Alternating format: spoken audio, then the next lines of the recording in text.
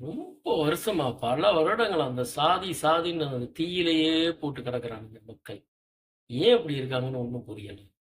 சாதி என்னத்த சாதிக்க போறதுன்னு ஒண்ணு அளவும் இல்ல. இந்த உலகத்துல என்னதான் இருக்கு? ஒண்ணுமே கிடையாது. நல்லா சாப்பிடு, நல்லா ட்ரெஸ் பண்ணிட்டு, நல்லா என்ஜாய் பண்ணிட்டு போவே. சந்தோஷமா வாழ்ந்துட்டு போவே. அத விட்டுட்டு சாதிய பார்த்துட்டு ஒருத்தனையும் உயிர கொன்னு, அதுல என்னத்த சாதிக்கிறானுன்னு ஒண்ணும் புரியல. எதுலயுமே எல்லாத்துலயுமே சாதி பார்க்குறான். லவ்வுல மாத்திரம் இல்ல. ஒரு டீ கடையில தொடங்கி எல்லா இடத்துலயும் போய் சாதி பார்க்குறான். அதுல என்ன இருக்குன்னு ஒண்ணுமே புரியல. எல்லாருமே மனிதர்கள்ன்றது தெரியல. நம்மலாம் எங்க இருந்து வந்தோம்? எங்க இருக்கிறோம்னு புரியல. சாதிய பார்க்காதீங்க. சாதின்றது ஒண்ணு இல்லைங்கிறது ஏன் உங்க மனசு ஒத்துக்க மாட்டேங்குதுன்னு ஒண்ணும் புரியல. அதனால ஒரு பிரயோஜனமும் கிடையாது. சல்லி பிரயோஜனமும் கிடையாது. அடிபட்டு ஆக்சிடென்ட் உயிருக்கு போராடிக்கிட்டு இருக்க ரத்தத்துக்கு போயிட்டு சாதி ஏதாவது கேட்குறீங்களா?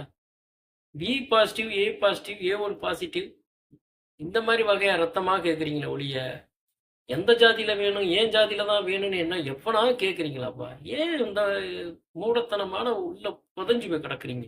அதுல என்ன இருக்கு? சில பேர் பார்த்தீங்கன்னா, சாதிய பத்தி ரொம்ப பயங்கரமா கோவமா பேசிட்டு வீட்டுக்குள்ள போயிட்டு, "டேய் அதெல்லாம் வெளிய நம்ம வீட்டுக்குள்ள அதெல்லாம் இருக்கக்கூடாது. நம்ம சாதியில நம்ம பொண்ண தான் குடுக்கணும். நம்ம சாதியில தான் பையன எடுக்கணும்." அப்படின்னு சொல்லிட்டு இருக்க கேஸ்லாம் இருக்கு.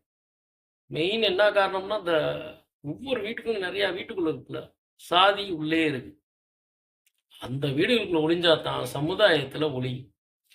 சமுதாயத்துல வந்துட்டு ஒவ்வொரு வீட்டுக்குள்ள வந்து ஒளிச்சு கட்டினா தான், அவங்களே புரிந்து,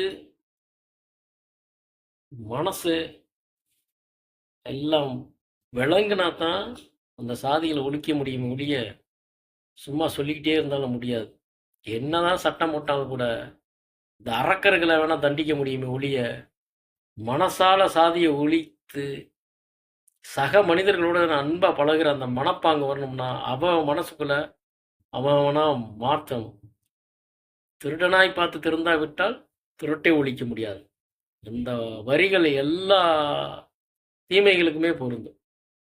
தயவு செய்து மாறுங்க. இவ்வளோ ஆண்டுகள ஓடிவிட்டது. இன்னமும் சாதி பார்த்துக்கிட்டு, இன்னும் அரக்கர்களா இருந்துகிட்டு இருந்தோம்னா என்ன அர்த்தம் இருக்கு? நமக்கும் மிருகங்களுக்கு வித்தியாசம் இல்லாம போயிரும். தயவு செய்து மாறுங்க.